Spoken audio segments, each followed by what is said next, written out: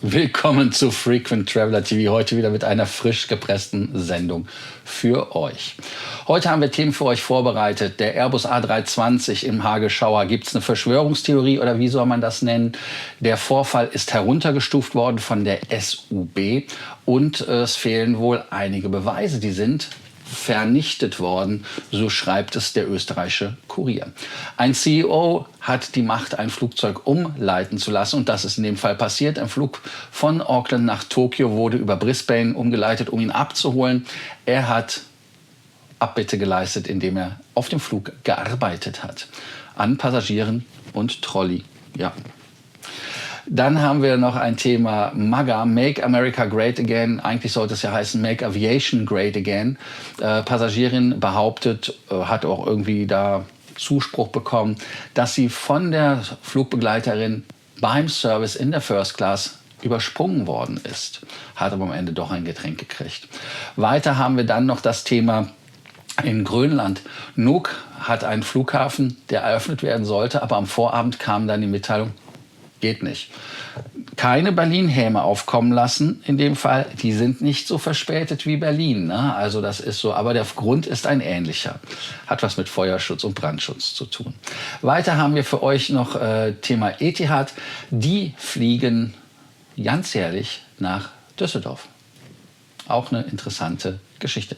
Ihr seid jetzt dran, den Kanal zu abonnieren, die Glocke anzumachen, ein Like dazulassen, zu kommentieren, zu abonnieren, Kanalmitgliedschaft und dann natürlich euch auch mental darauf vorzubereiten, dass ihr vielleicht an einem Stammtisch vorbeikommt. Ich werde Termine, ja, ich troste immer wieder an. Aber ich sage, es kommt. Erstes Thema, da können wir direkt einsteigen und zwar ist das Thema Austrian Airlines und da gibt es Verschwörungstheorien, will ich sie jetzt mal nennen. Ich weiß nicht, ob es stimmt, der Kurier schreibt von vernichteten Beweisen und dann gibt es nochmal den Vereinigungen, der Luftfahrt, die da nochmal die Presse, die bei der Austrian Airlines nachfragt.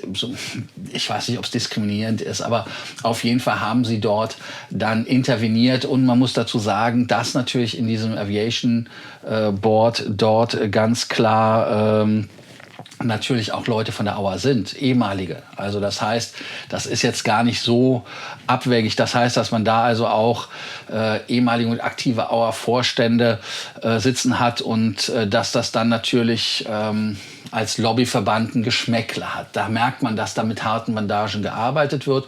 Und einige in den Medien behaupten auch, dass die Aussagen von der Media Relations oder vom Presseteam bei der Austrian relativ unglücklich sind und vor allem auch, dass man bei der Austrian unglücklich ist, dass dieser Hagelschauer-Unfall so viel Leute nach sich zieht, die da auch versuchen, was herauszufinden. Und es ist ja einiges herausgekommen, dass der Kapitän zum Beispiel nicht im Cockpit war, Flight Officer, Pilot in Command in dem Moment wenig Erfahrung angeblich, hat Austrian jetzt nicht ganz bestätigt. Sie haben es dementiert, aber sie haben auch nicht gesagt, wie viel wirklich.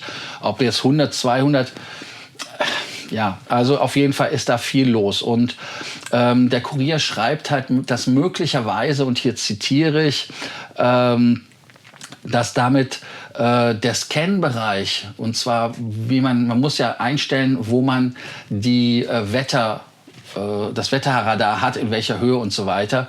Und dieser Scan-Bereich ist nicht eingestellt worden auf den Sinkflug, sondern man hat einfach nur über den Wolken gesehen, aber hat nicht unter die Wolken geguckt. Heißt also, dass da das Wetterradar natürlich funktioniert hätte. Und deshalb haben sie es nicht gesehen. So macht das natürlich auch Sinn, dass sie es nicht gesehen haben, weil sie halt da falsch eingestellt haben.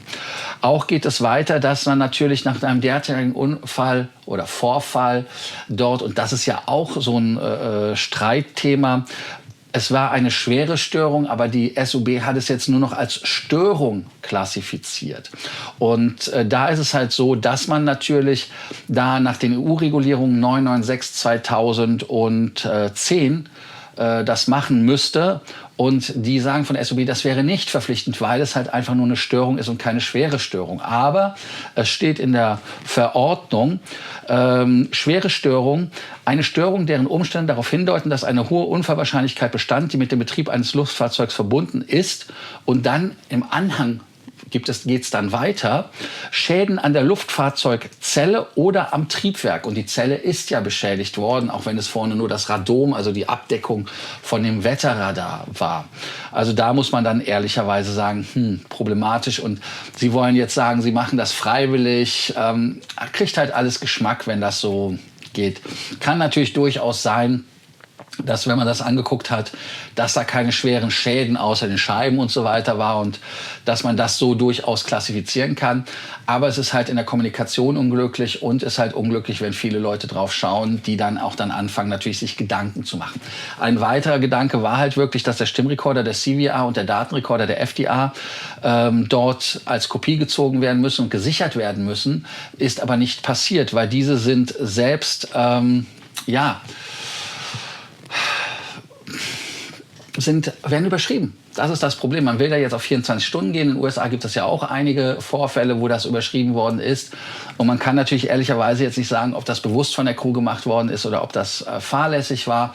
Also hier auch nochmal eine Möglichkeit der Verschwörungstheorie. Also ich kann mir schon vorstellen, dass wenn du halt da in so einer Stresssituation bist, dass du halt Dinge vergisst. Aber ich kann mir auch vorstellen, dass so etwas gemacht wird, um seinen Hintern zu schützen. Cover your ass, wie es im Englischen heißt. Also hier mehrere potenzielle Themen. Also ihr merkt, es ist eine Geschichte, die unangenehm ist und die einer Aufklärung bedarf.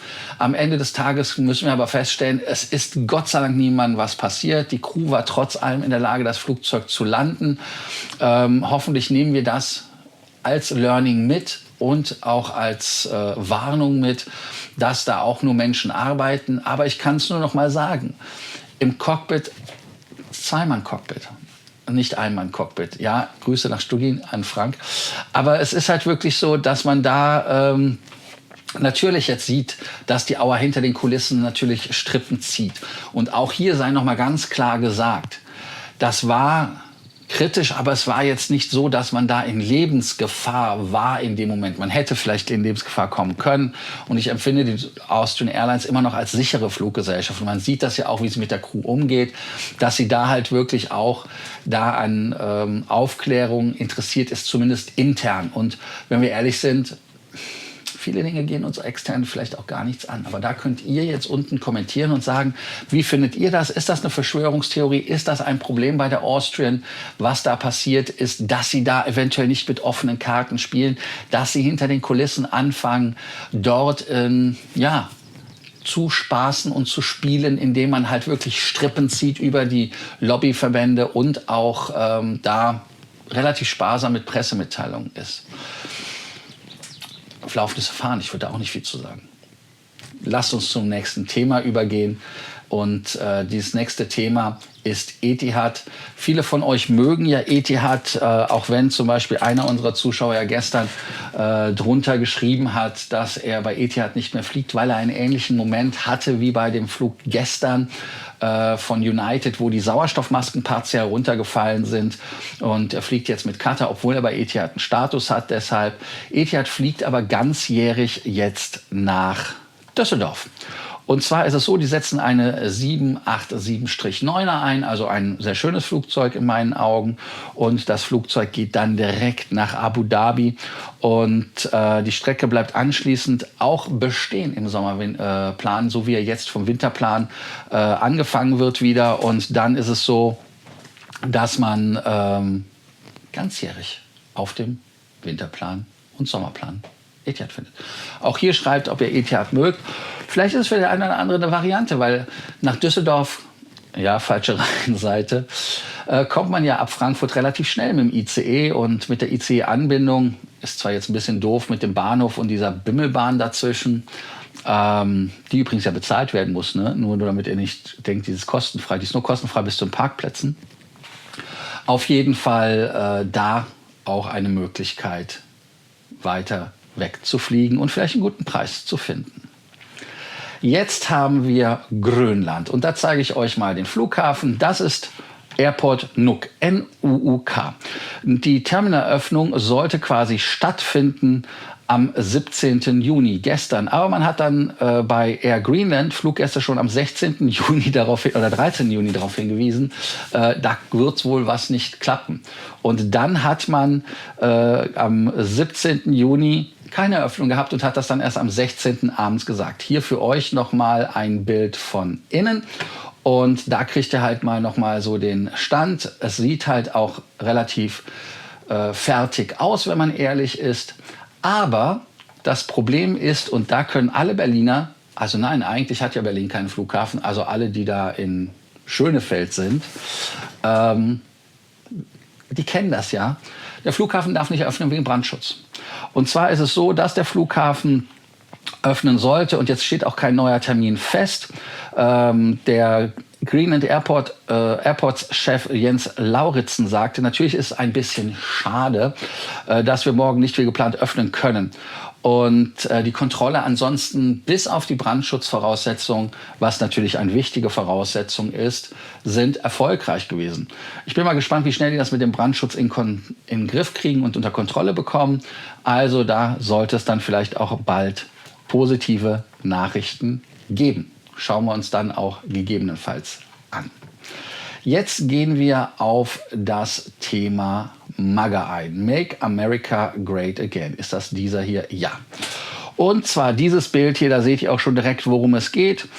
Die Passagierin, die einmal links mit dem roten Kapperl ist und einmal rechts mit dem blauen Kleid ist, flog mit der American Airlines First Class durch die weite Welt, und sie hat dort auf dem Flug diese Kappe getragen. Und Heather Mullins sagte auf X, dass sie schockiert war, als sie dieses MAGA-Hütchen getragen hat, weil sie öfters damit geflogen ist, und sie ist von der Flugbegleiterin ignoriert worden.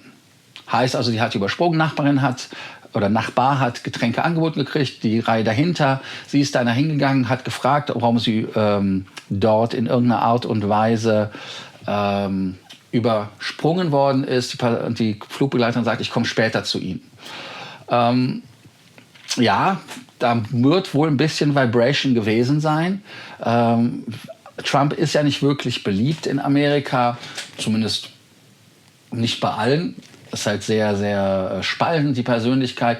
Und sie hat das jetzt darauf zurückgeführt, dass sie diese Kappe trägt, was vielleicht auch durchaus der Fall ist. Und das ist natürlich spannend.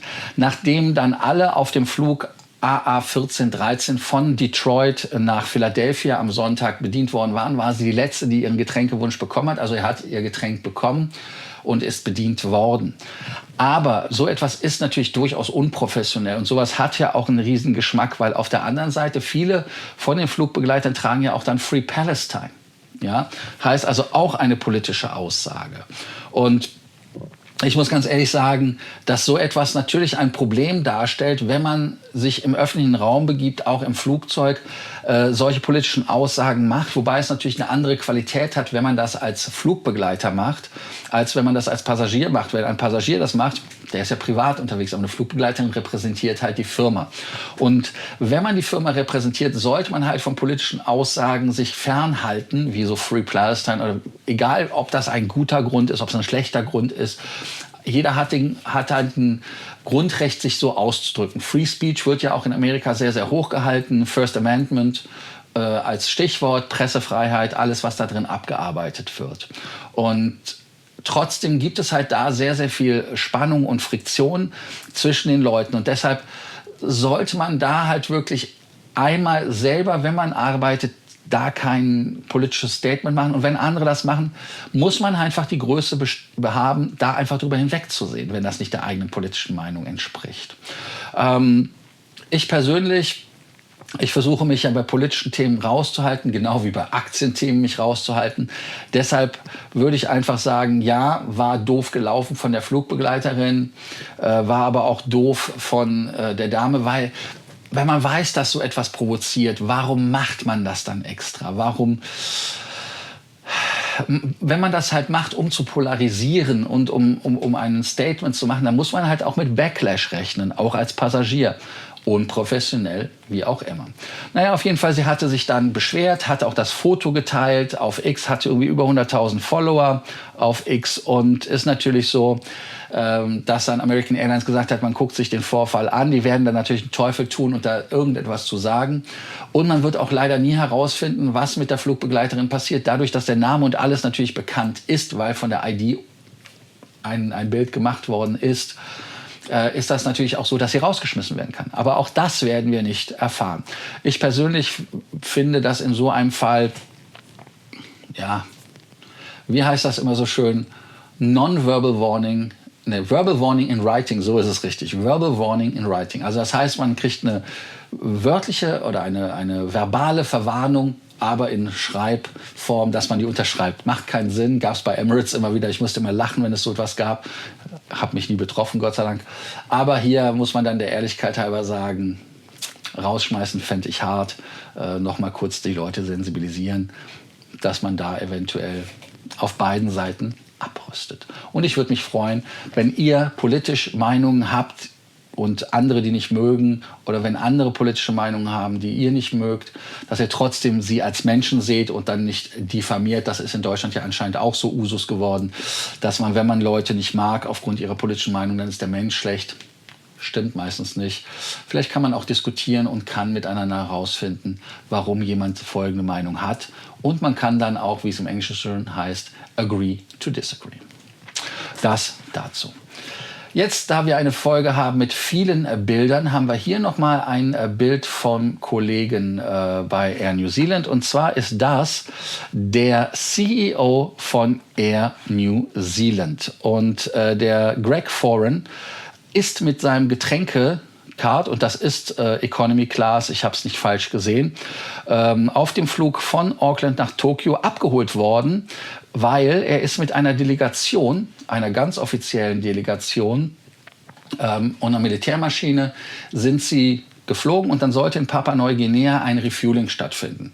Hier heißt es, dass es two blown fuses sind, heißt also, dass dort Sicherungen rausgeknallt sind in den Flugzeugen und deshalb gab es dann Probleme mit der Decompression auf der Maschine und deshalb musste man dann halt tief fliegen und konnte die Leute dann quasi nicht mehr nach Tokio bringen von Neuseeland aus. Da waren einige mit, ich glaube 30 Leute waren das. Und der Prime Minister, also der Premierminister ist das, glaube ich, übersetzt, der ist dann mit Linie über über Hongkong nach Tokio geflogen. Und der hat da quasi den schnellen Fuß gemacht, aber die anderen waren dann halt stuck. Die Militärmaschine ist dann sehr niedrig wieder zurück nach Brisbane geflogen, Australien. Und dann ist dann eine 787 Dreamliner gekommen und hat dort dann quasi den CEO von Air New Zealand abgeholt und die anderen Leute, weil das für die der einzige Weg war, um dann nach Tokio zu kommen, um da an den Gesprächen teilzunehmen. Jetzt kann man natürlich dazu sagen, ja, das ist ja alles nicht okay, das ist alles schlimm und schwierig. Ich persönlich habe da auch keine Meinung zu, die negativ ist, weil ich glaube einfach, dass natürlich, wenn man CEO ist, hat man Möglichkeiten, das ist das eine, aber das andere ist, das ist ja nicht so, dass der im Urlaub war. Das ist ja jetzt nicht so, dass der in Brisbane im Urlaub war und dann festgestellt hat, ich will jetzt nach Hause. Ja? Und lass mich mal abholen. So wie es aussieht, ist es so, dass der Flug nur 2 Stunden Verspätung in Narita dann hatte, als er angekommen ist. Man ist in Brisbane rein, raus. Deshalb war das auch keine große Verspätung, die man da hatte. Ich finde das persönlich in dem Fall okay. Er hat ja dann Abbitte geleistet, in der Service gemacht hat. Ob er da geholfen hat, das weiß ich jetzt ehrlicherweise nicht, weil viele sagen ja immer, okay, wenn der CEO hilft, dann ist das immer schwierig, weil er den Service aufhält. Aber ich finde das einfach spannend und er hat dann auch über das PA-System eine Ansage gemacht und hat dann erklärt, warum das Ganze so gewesen ist und hat sich dann quasi dort entschuldigt. Auch hier könnt ihr jetzt schreiben, hat der CEO da falsch reagiert? Hat er dort einen Fehler gemacht? Hätte er das nicht machen sollen? Hätte er schwimmen sollen? Was hätte er tun sollen? Oder sagt ihr, 2 Stunden geschenkt? Also da bin ich mal gespannt auf eure Kommentare. Denkt dran, den Kanal zu abonnieren, die Glocke anzumachen und vor allem auch den Kanal durch eine Kanalmitgliedschaft zu unterstützen. Ab Business Class könnt ihr die Sendung nämlich früher sehen. Jetzt bin ich durch. Ich habe wieder 20 Minuten gemacht und freue mich. Wir haben bald Johannus, das ist quasi der längste Tag im Kalender. Weniger Sonne, na Quatsch, weniger Nacht geht nicht. Und da hier in Finnland die Sonne eh nicht so richtig untergeht, werden wir jetzt vom Mökki Premium Deluxe auf einen Mökki Deluxe nur noch gehen, eine Stufe runter und dort dann die Festlichkeiten begehen mit einem schönen Urlaub am See. Ich werde aber trotzdem täglich senden, deshalb werdet ihr ja dann auch wie letztes Jahr von mir trotzdem aus der Natur unterrichtet, was so passiert. Ihr könnt mich trotzdem hier über WhatsApp erreichen und wir können uns dann gerne nochmal miteinander besprechen, was ihr zu tun habt mit amerikanischen Kreditkarten, mit Status, mit Meilen, mit Punkten und egal was mit Aviation. Also danke und bis morgen in alter Frische. Ich gebe euch den Abspann. Also hier ist er. Bis dann. Ciao, ciao. Wo ist er? Wo ist er? Wo ist er? Wo ist er? Hier. Also Abspann. Ciao.